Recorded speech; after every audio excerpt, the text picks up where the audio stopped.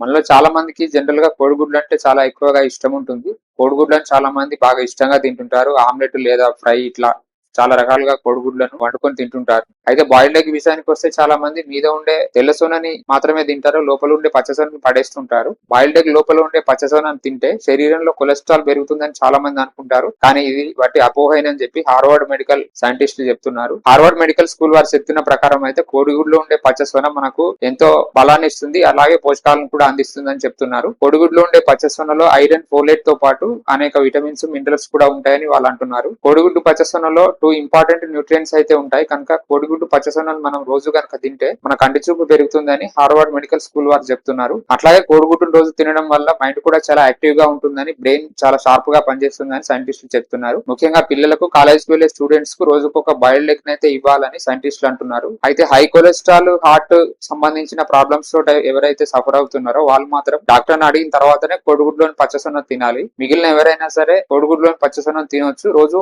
ఒక పచ్చసొన తినొచ్చు అని హార్వర్డ్ మెడికల్ స్కూల్ వారు చెప్తున్నారు. కాబట్టి రోజు ఎగ్ తినండి, ఆరోగ్యంగా ఉండండి. ఈ వీడియో నచ్చితే లైక్ చేసి షేర్ చేయండి. ఇలాంటి అప్డేట్స్ కోసం నన్ను ఫాలో అవ్వండి.